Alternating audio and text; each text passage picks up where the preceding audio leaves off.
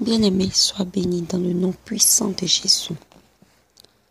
Aujourd'hui, je vais attirer ton attention sur un verset, celui de Jean 11, verset 35, le verset le plus court de la Bible. Jésus pleura. Le contexte dans lequel Jésus pleura, c'est quand on l'a appelé pour la mort de Lazare, son ami. Quand Jésus arriva, qu'il voyait autour de lui les parents, les amis de Lazare pleuraient parce que ces personnes-là se disaient que c'est fini. Il n'y a plus de solution. Bien aimé, la personne est morte. Donc c'est fini. Ils ne voient pas plus loin. Ils se disent, voilà, on l'a perdu, c'est fini. Ces personnes se disent, ah, si Jésus était venu plus tôt, Lazare ne serait pas mort. Mais voilà, Lazare est mort. Jésus les regardait et il a été épris de compassion de voir toutes ces personnes souffrir de la perte d'un être cher. Mais lui, il avait la solution en lui. Il regarde les sœurs de Lazare et puis il leur dit, ah, Lazare va ressusciter. Elles disent oui. Quand tout le monde va ressusciter, Jésus regardait cette situation. Il est pris de compassion et Jésus pleura. Jésus pleura. Bien-aimé, aujourd'hui, je vais attirer ton attention sur le fait que dans bien de situations, dans bien de domaines, dans bien de choix, tu fais pleurer Jésus. Tu fais pleurer Jésus face à ta situation, face à tes mauvais choix. Tu fais pleurer Jésus face à tes mauvaises décisions. Tu fais pleurer Jésus face à ta vie de débauche. Tu fais pleurer Jésus face à ton ignorance envers le fait qu'il est ton sauveur. Tu fais pleurer Jésus face au fait qu'il soit la solution de tes problèmes mais que tu ne le considères pas. Tu fais pleurer Jésus, celui-là même qui peut te donner la guérison, mais tu ne crois pas qu'il peut te donner cette guérison. Tu lui fais pleurer quand tu ne lui donnes pas de la place, une place dans ta vie. Tu le fais pleurer quand tu penses que tu es suffisant, tu peux arriver sans lui. Tu le fais pleurer quand tu prends tes décisions sans lui demander quelque chose. Tu le fais pleurer à chaque fois que tu lui reproches tes mauvais choix, tes mauvaises décisions. Tu le fais pleurer quand tu ne le consultes pas avant de prendre une décision importante pour toi. Bien-aimé, dans bien de domaines, dans bien de choix, nous faisons pleurer Jésus. Nous le faisons pleurer quand nous ne lui faisons pas confiance. Nous le faisons pleurer quand nous le mettons à côté de notre vie, quand nous le mettons à l'extérieur. On l'exclut carrément de notre vie. On se dit, on peut y arriver sans lui. Nous le faisons pleurer dans bien des moments, dans bien des domaines. Tu fais pleurer Jésus. Regarde à ta vie. Et aujourd'hui, je vais t'inciter vraiment à arrêter de faire pleurer Jésus. C'est-à-dire, comment tu peux arrêter de faire pleurer Jésus? Tu peux arrêter de faire pleurer Jésus en l'acceptant dans ta vie. En désirant de tout ton cœur qu'il fasse partie de ta vie, qu'il prenne le contrôle de ta vie. Que vraiment tu ne peux faire aucun choix sans lui. Tu ne peux prendre aucune décision sans lui. Et tu crois en sa parole qui dit tout va s'accomplir. Car il a déjà tout accompli pour toi. Tu arrêtes de faire pleurer Jésus quand tu lui fais confiance. Tu arrêtes de faire pleurer Jésus quand tu lui confies tout ce qui t'est cher. Quand tu l'inclus dans toutes tes décisions. Tu arrêtes de faire pleurer Jésus quand tu fais de lui ton choix principal, ton rocher, celui par qui tu vis, celui pour qui tu vis, celui sans lui tu n'es rien. Que tu lui montres de l'importance, tu arrêtes de faire pleurer. Et tu découvres aussi ce Jésus compatissant pour ta situation. C'est Jésus pour qui trouve une solution pour ta situation. Parce que face à cette situation, quand il a pleuré devant le tombeau de Lazare, il n'a pas laissé cette situation comme ça.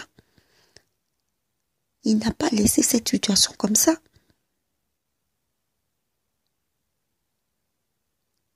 Il a remercié son Père et il a fait sortir Lazare de ce tombeau.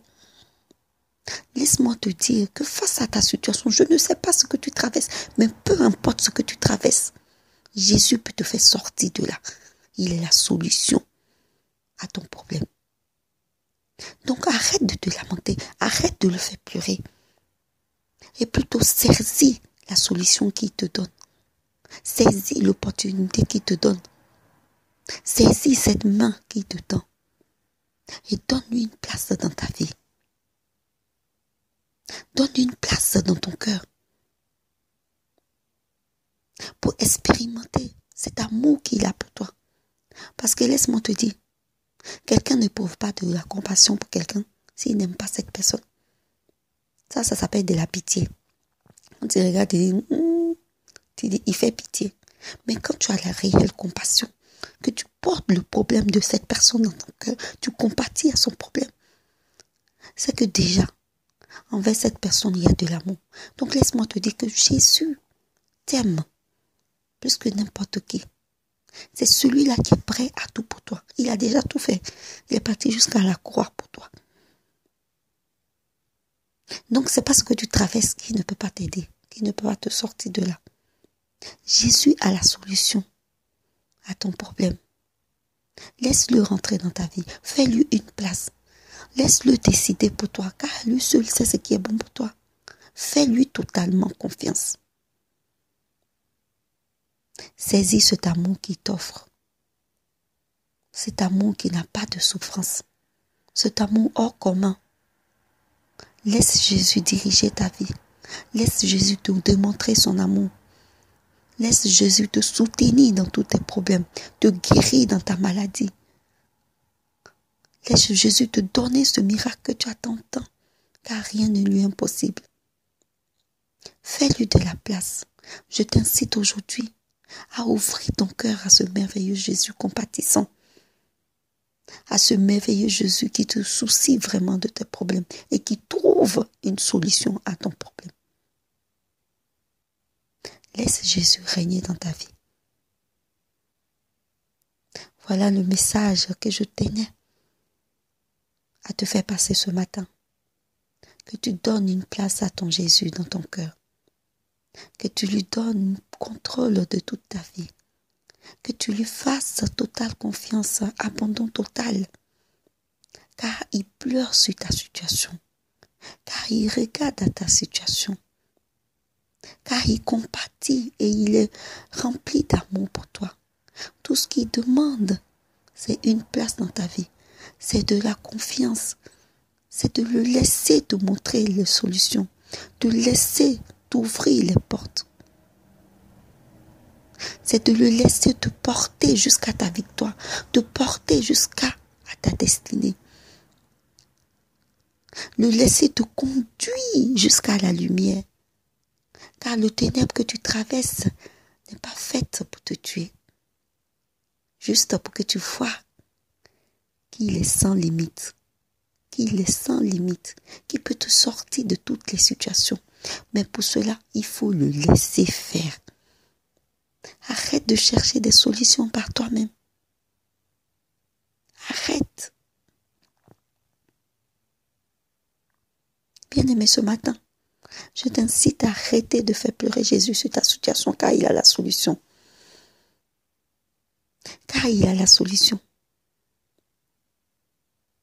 Il y a des gens qui savent pointer les doigts sur les problèmes, mais ils n'ont pas la solution.